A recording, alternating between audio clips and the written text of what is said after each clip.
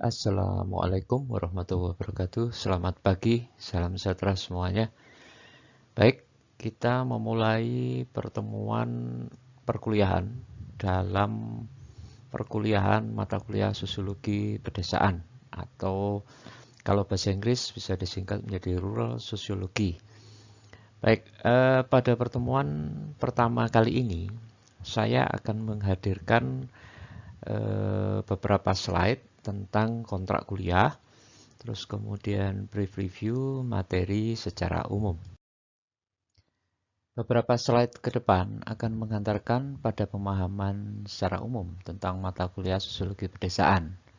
Antara lain tentang teori dasar sosiologi yang masih harus kalian ingat dan sampai akhir perkuliahan itu dianggap sangat penting di mata kuliah Sosiologi Pedesaan.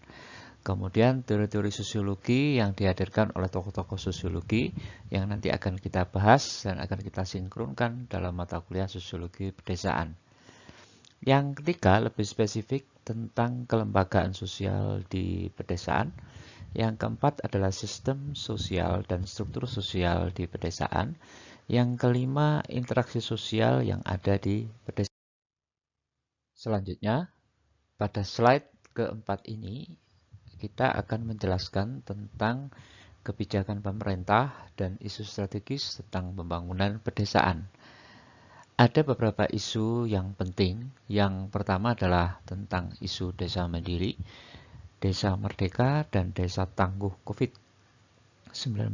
Karena kita sekarang berada di era new normal, di era adanya pandemi COVID. Selanjutnya adalah pengelolaan transparansi anggaran dana desa, peningkatan perekonomian, baik itu perekonomian kreatif dan perekonomian lokal yang lain. Selanjutnya adalah peningkatan sumber daya manusia, pembangunan kelembagaan badan usaha milik desa, pengelolaan sumber daya alam dengan kearifan lingkungan, kemudian menjadikan desa lumbung produksi pertanian guna meningkatkan ketahanan pangan. Dengan pembangunan di Indonesia itu ada sebuah konsep membangun Indonesia dari pinggiran. Artinya membangun Indonesia itu yang betul adalah membangun dari desanya terlebih dahulu, karena desa adalah merupakan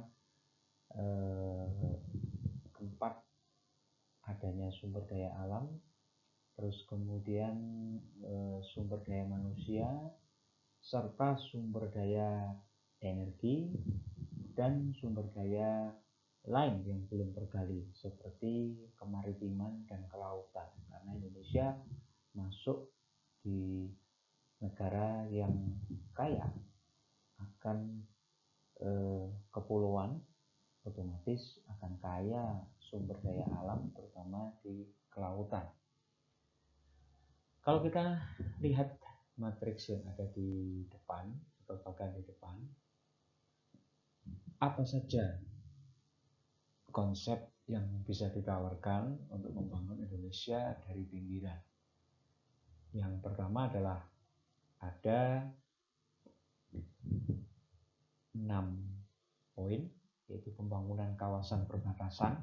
Nah, ini adalah merupakan kawasan yang memang jauh tersentuh oleh teknologi, kemajuan sumber daya manusia, terutama pendidikan dan kesehatan. Nah, perlu sebuah sinergi stakeholder. Yang pertama adalah Kementerian Desa, PDB dan Transmigrasi, kemudian Kemendagri, Kemenpu, dan Pariwisata, serta BNPB dan pemerintah daerah setempat. Poin selanjutnya adalah pembangunan pedesaan dan pulau-pulau terpencil, membutuhkan stakeholder. Anda bisa lihat yang ada di bagian itu, saya nggak perlu bacakan ya. Intinya bahwa di sini pembangunan di Indonesia membutuhkan sebuah konsep integrasi yang kompleks dengan multi stakeholder yang terkait. Karena tanpa itu semua, keterlibatan pemerintah, keterlibatan swasta, keterlibatan praktisi, terutama akademisi, maka pembangunan Indonesia yang dimulai dari pinggiran akan menjadi sebuah retorika saja. Jadi tidak ada perwujudan sama sekali. Membangun desa identik dengan membangun Indonesia dari pinggiran dengan cara memperkuat kelembagaan-kelembagaan dan stakeholder yang terkait. Seperti yang tampak dalam bagan yang ada di depan kalian, bahwasannya membangun Indonesia itu berangkat dari pinggiran dengan memperkuat daerah-daerah dan desa. Ada begitu banyak kelembagaan stakeholder yang terkait, terutama di sana adalah Kementerian Desa, PDT dan Transmigrasi, ada Kementerian Dalam Negeri, Kementerian Keuangan, Pemda, dan Pemerintahan Desa. Di sana juga ada peran DPRD, DPR RI, serta BNPB. Ini juga sangat penting. Nah, membangun Indonesia seperti yang ada di bagan yang ada di depan, itu diawali dengan pembangunan kawasan perbatasan. Terus geser ke kiri, pembangunan pedesaan dan pulau-pulau terpencil, ya. Isu-isu ini karena Indonesia adalah negara maritim, maka Indonesia sama sekali tidak lepas dari negara kepulauan atau negara yang banyak sekali dibentuk oleh pulau-pulau yang ada di sekitar, di mana di sana adalah yang dinamakan Indonesia adalah negara maritim. Terus kemudian pengurangan dan efisiensi dana pembangunan yang perlu karena ada begitu banyak pembangunan di pedesaan itu sifatnya menjadi inefisiensi. Makanya isu-isu tentang pengelolaan dana desa serta bagaimana merencanakan pembangunan dengan bentuk partisipasi aktif masyarakat sangat penting. Selanjutnya, penataan daerah otonomi baru. Nah, ini adalah isu khusus di mana desa-desa yang dulunya adalah desa yang sudah lumayan maju, mereka bergerak menjadi daerah-daerah kota administratif atau daerah yang mulai berangkat ke daerah yang pengelolaannya otonom, yang dikelola oleh pemerintah daerah itu sendiri, lebih banyak porsinya.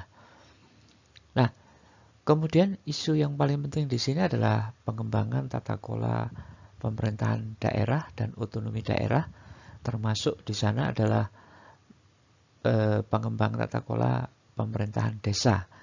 Nah, selanjutnya di bagian kanan atas, pembangunan desa dan kawasan pedesaan itu memang sangat penting, terutama mengenai fasilitas berupa jalan dan transport. Baik, kita lanjutkan ke slide ke-6. Apa sih tujuan pembangunan di pedesaan? Yang pertama adalah pasti berupaya untuk meningkatkan daya saing. Kemudian meningkatkan kualitas pengembangan dan pendidikan sumber daya manusia, baik itu fisik dan non-fisik. Nah, yang ketiga, mengembalikan potensi yang hilang dari sektor maritim dan kelautan. Karena Indonesia adalah negara kelautan dan maritim, maka seyogyanya pengembangan ekonomi pedesaan pantai itu menjadi tulang punggung perekonomian bangsa ini. Yang keempat, meningkatkan pertumbuhan ekonomi dengan basis yang kuat dan berkualitas. Khusus mengenai basis yang kuat, ini pasti ada sebuah proses di mana proses tersebut adalah proses yang bertujuan atau berupaya untuk meningkatkan kualitas pembangunan stakeholder di pedesaan, terutama kepala desa. Yang kelima, tujuannya pembangunan pedesaan akan mengurangi ketimpangan antar wilayah. Yang keenam, tujuannya adalah memulihkan kerusakan lingkungan. Yang ketujuh adalah memajukan kehidupan masyarakat. Kalau kita kembali ke isu pertama, pembangunan wilayah, tujuannya adalah untuk mengurangi kesenjangan pertumbuhan antara desa dan kota. Isu utama ini adalah isu tentang pengembangan wilayah, di mana kawasan Indonesia Barat, kawasan Barat Indonesia dan kawasan Timur Indonesia itu memiliki lag atau memiliki kesenjangan yang cukup tinggi. Hal ini tercermin dari salah satunya bahwa kontribusi penerimaan domestik regional bruto pada tahun 2013, kontribusi PDRB KPI sangat dominan dan tidak pernah berkurang dari 80% terhadap PDB. Padahal kalau kita ketahui bahwa kawasan timur Indonesia adalah kawasan yang memiliki bentang alam yang luas, artinya sumber daya alam yang akan dikelola sebenarnya adalah sumber daya alam yang sangat cukup potensial. Nah, kenapa lebih rendah pemasukan PDB-nya dibandingkan dengan kawasan Barat Indonesia? Jawabannya cukup sederhana, karena kurangnya kontribusi dan pemerataan sumber daya manusia. Pemerataan sumber daya manusia ini larinya pada kualitas sumber daya manusia. Nah, kalau kualitas sumber daya manusia pasti kaitannya dengan masalah pendidikan dan kesehatan. Slide yang ke-8, kita masuk ke isu kedua tentang pengembangan wilayah pedesaan. Yang pertama adalah pembangunan kawasan strategis, pusat-pusat pertumbuhan ekonomi. Yang kedua adalah pembangunan kawasan perkotaan, pembangunan kawasan perbatasan. Kemudian yang keempat adalah pembangunan desa dan kawasan perdesaan. Yang kelima adalah pembangunan pedesaan di pulau-pulau terpencil. Yang terakhir adalah pengembangan tata kelola pemerintahan desa dan otonomi daerah. Tidak ada salahnya ketika kita ingin belajar tentang sosiologi pedesaan, kita membandingkan posisi antara desa dan kota, di mana kalau kita ketahui arah kebijakan pembangunan perkotaan itu mewujudkan kota yang berkelanjutan dan berdaya saing melalui 4 hal. Yang pertama, mewujudkan peran kota dalam sistem perkotaan nasional. Yang kedua, mempercepat pembangunan sarana dan prasarana yang memberikan sarana dan prasarana yang berhubung atau terhubung dengan pedesaan. Yang ketiga, mewujudkan kota yang hijau, berketahanan iklim dan bencana. Yang keempat, meningkatkan kapasitas aparatur negara. Sedangkan untuk pedesaan, arah kebijakan menguatkan desa dan masyarakat, itu berupa pengembangan pusat-pusat pertumbuhan desa untuk mendorong keterkaitan desa, kota, dan perkembangan pedesaan berkelanjutan. Yang pertama, ada 6 hal. Yang pertama adalah pemenuhan standar pelayanan minimum sesuai dengan kondisi geografi desa. Yang kedua, penanggulangan kemiskinan dan pengembangan usaha ekonomi masyarakat desa. Yang ketiga, pembangunan dan pengembangan sumber daya manusia dalam meningkatkan keberdayaan melalui modal sosial budaya masyarakat desa. Yang keempat, penguatan pemerintahan desa dan kelembagaan masyarakat. Yang kelima, pengelolaan sumber daya alam dan lingkungan hidup. Yang keenam, pengembangan ekonomi kawasan pedesaan yang mendorong keterkaitan antara desa dan. Perhatikan slide ke-10, nanti pada slide ke-10 sampai slide 15, itu memang sengaja saya tuliskan semua karena di sana akan butuh sebuah kejelasan dan Anda tinggal membaca sendiri beberapa poin-poin tentang pembangunan pedesaan.